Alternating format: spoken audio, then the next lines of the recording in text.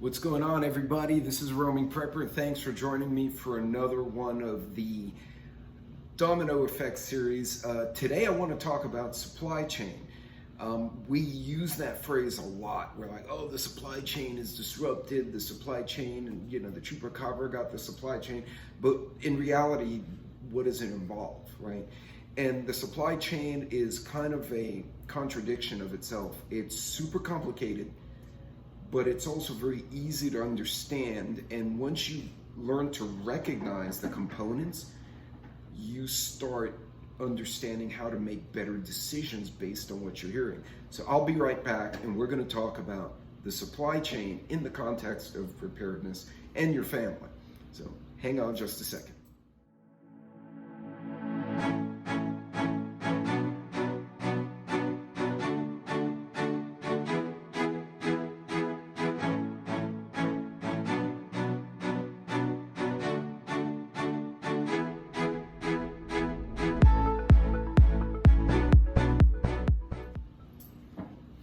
Welcome back, everybody. Thank you for joining me again, and as always, don't forget to like and subscribe. If you want to share, it's appreciated. And if you have any questions, I typically try to premiere a video like this, and I actually try to make my own premieres, but sometimes that does not happen for any of you who follow me regularly. That's why my live streams are all over the map lately. It's just because between grad school and family and work, etc., it's just too much. So if I don't make my own live stream, or rather premiere, feel free to leave comments or questions in the comments below the video. And again, thanks for joining me. So, supply chain, right? We talk about supply chain and we're like, okay, supply chain has been disrupted because of China. It's been disrupted because of Russia, because of the US, because of sanctions, whatever the case may be. But we throw that name out, that phrase, and we really don't think about what is the supply chain, like what is involved. So this was taken from Creative Safety Supply, and they just made a very generic supply chain picture, right? You got your supplier, your manufacturer, your distributor, your retailer, and the customer. And this is usually what people think of a supply chain, right? You have the parts, go to the manufacturer, they make the product, goes to this guy, like Amazon. Amazon then drops at the store or to your house, depending. Amazon kind of goes from here to here, but you gotta get what I'm saying, right? This is what people think supply chain is. And in reality, I think Rutgers University broke down the supply chain for blue jeans. And this is what they came up with. And I'm not even gonna attempt to read all this. But we will walk through it a little bit and kind of understand what we're doing here. So for me let's do editing, yes, because I want to draw on something today. So when you're looking at, okay, and that didn't work, so maybe we won't be drawing on anything today. Regardless. Okay, so I guess we won't be drawing on the fancy pencil. So supply chain is a lot more than simply going from the parts maker to the manufacturer, to the store, to you. When you start digging deeper, it becomes much more complex. So for instance, this blue jean example, the first step, cotton grows. Imagine that, you need cotton, then it goes to cotton is processed. Then the cotton goes to an intermediary place. At the same time, you have a transportation company bringing it to the dyeing location, not dye to death, but dyeing like in color. Then the fabric gets woven, it goes to the transport, then the fabric's cut, jeans are assembled, and then it goes to different makers, because some manufacturers make jeans for different companies, goes to a warehouse, and then it's distributed from there. And as you can see, then you have resale, reuse, recycle. There's a whole nother set of supplies. And then sometimes the recycled ones go back into the cotton and they reuse the cotton. So as you can see, an actual supply chain gets really complicated. I could speak to energy, for instance, like petroleum, right? That a lot of people think, oh, well, the refinery makes a gas and oil in a form we can use. and it goes to the gas station or to the oil change place. Well, yeah, that's part of it. But you figure you've got a drilling rig, drills a hole in the ground, finds the oil, extracts the oil. I'm simplifying this for those of you who are energy people. And that then goes to the refinery. The refinery does its thing, out comes diesel, out comes gasoline, out comes oil, out comes butane, propane, methane, all this other stuff, and then it gets distributed out. Then it goes to a truck that then brings it to the gas station, right? Because most gas stations don't have a pipeline direct from a refinery. It gets trucked in on a daily or every other day rotation. So that supply chain is actually much more complicated, because if you look, for instance, the drilling rig needs drill bits, it needs casing, it needs cement, it needs a bunch of other components to make that work.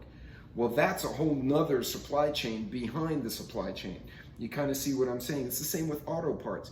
You're like, oh, they get an engine, they get tires, they get metal, they make a car, right? But the engine came from somewhere. That company or plant that made the engine had to get steel from somewhere. Well, the steel came from a steel mill. Or the electronics came from an electronics company. The chips came from another company. And you go into this spider web. So this is actually, sadly, this is even simplistic in terms of what a supply chain will look like.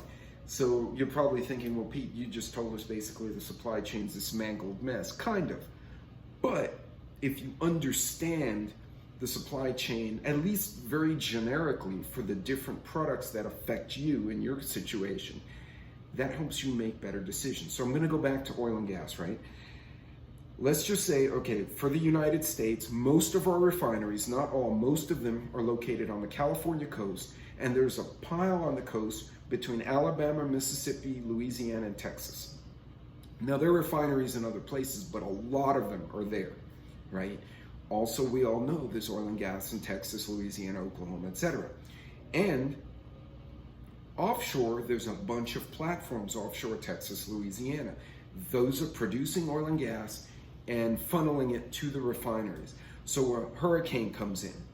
I will tell you right now, when the hurricane is 4 to 7 days out, they already start shutting down the offshore platforms. They start sending non-essential personnel in, and they start shutting in wells, redirecting stuff. And as the storm gets closer and they get a better idea of the path, they start shutting down a bunch of stuff going from the water into the land and then inland.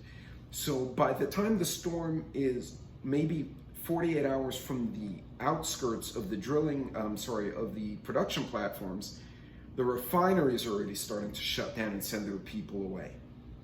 So what you're going to have when you have a storm coming up, you're going to have this period of shutdown, or I should say winding down, then a period of shutdown, then a period of spinning up. Because a refinery, you don't just push a button and get oil and gas, right? There's so many components, there's chemicals, heating, cooling, filtering. You can't turn it on all at once. It has to be turned on piece by piece. And when it does, it takes a while to do it. So if you see a hurricane in the Gulf of Mexico, the first thing I'm thinking of is they're going to start shutting down refineries if it doesn't turn a certain way. And that means there's going to be a diminished amount of gasoline, diesel, butane, propane being produced and put into the public sphere, which means the price is going to go up. It's going to spike for a while, and availability is going to go down. That is actionable information. That is the kind of information you can take and say, you know what, I'm going to fill up the cars today. And I got the extra cans, I'm going to go check and make sure they're topped off. And I'm going to check that generator while I'm at it. You see, understanding the supply chain for oil and gas, at least in the States, is a very simplistic example, gives you the information you need to start adjusting your course when you see something. Here's another example. Earthquake hits California. God forbid it's a bad one, but they do happen. Well, one of the largest ports in the United States is in Los Angeles. So electronics, cars, imported clothing, food going in and out is going to get disrupted.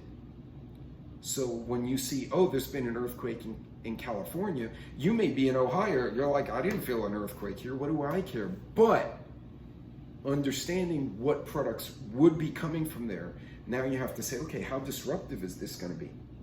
Is it going to affect my ability to get whatever product, X product? Much like the Gulf of Mexico with the oil and gas example, is the importation of whatever it is from China, Indonesia, Vietnam going to be disrupted because of what's happening? And as you start understanding, you start just paying attention to these bigger picture items and the way they all come together, you start getting a lead. So I'm looking at a hurricane in the Gulf of Mexico, and I'm thinking to myself, if it goes toward Galveston or goes toward Louisiana, it's going to shut down all those refineries, which means gas is going to spike. And we're going to fill up the tanks and the backup tanks, make sure everything, all our cans are full. Don't forget to put stabilizer, by the way. Actionable information. Not only am I saving money because I'm buying the fuel before the price spikes, but I know I at least have done what I could to ensure I was topped off in the event of shortages, because sometimes the refineries get flooded and damaged and they could be offline for an extra week or two. Those are the kind of things that if you understand it, it really helps you make decisions. So the Ukraine-Russia, here's another example. Ukraine and Russia, they're having a war. A lot of wheat comes from there. In the US, we make our own wheat for the most part. US, Canada, and Mexico could probably be self-sufficient, right? How does it affect us? Well, we also sell into the world. Well, if one of the big suppliers drops off, right, supply-demand curve, the supply goes down, but the demand stays steady, your price is going to go up and your availability will be less.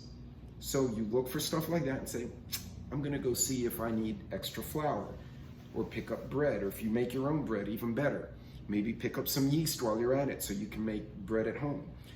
Understanding how these components fit will inform you way before the general public. So as you all know, the mainstream media will probably be like, oh, Hurricane McMuffin has hit Louisiana and Texas, right? And everybody's, And then 3 days later, they're going to report, oh, and now the gas prices went up because all the refineries are shut down. But if you were paying attention and you understood how they all come together, you already topped yourself off. You probably canceled meetings and started working remote if that's something you can do. Or you're scheduling your trips to the store so that you hit three stores in one trip instead of going in and out from the house repeatedly and burning up more gas. Understand informs, and then you inform yourself. Understanding informs your decision. I didn't say that very well. Understanding how it works informs your decisions. And if you take away anything from this short video, is that's the kind of stuff you need to understand in order for you to stay ahead of the curve and stay ahead of the public. We did it with Rona. We knew the inflation was coming. We saw the stimulus, what it was going to do. Regardless of which president you like or don't like, the supply chain doesn't care. If it gets disrupted, it goes up the chain. And understanding where the components come from and how something way over here could affect something over here helps you make that decision before everyone else realizes it. Sadly, it's kind of like that joke about the guys hiking and they're like, oh, is there a bear? Are there bears here? And he says, yeah, well, we can't outrun a bear. And I don't have to outrun a bear. I just have to outrun you guys. It's the same thing. I know it's terrible to say, but it's true. Preppers are the guys and girls who are outrunning everyone else because we see it coming before it happens. And by the way, on a side note, watch what the investors do. Watch what the corporations do. They hire entire groups of people to be accurate in this kind of prediction. If you see a company getting cash heavy, you see a company stocking up on fuel, you see them doing certain things, that means their analysts who are doing this as a career, not a YouTube guy part-time, go, we just noticed something. Check these numbers out. We need to take action. And you're ahead of the curve. Anyway, I hope that was helpful. Just something to think about to keep your thoughts and your mind clear. Again, not out of panic. We react out of intelligent, actionable information so we can do the right things before everyone else panics and freaks out. You guys be good, be safe, God bless. And again, don't forget to like and subscribe. You have questions, pop them below if I don't make the premiere. Take care.